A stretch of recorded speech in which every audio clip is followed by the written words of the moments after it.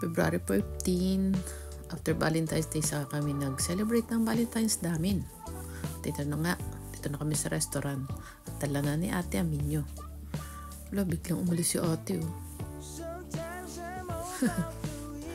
Pili-pili kami dyan, tingin-tingin kung anong aming o-order baga.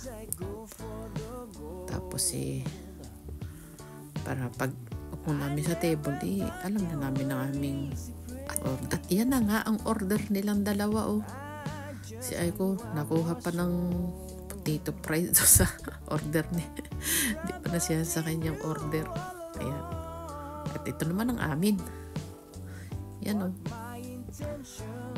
Wow! Ang sarap. Kay Papa naman yan.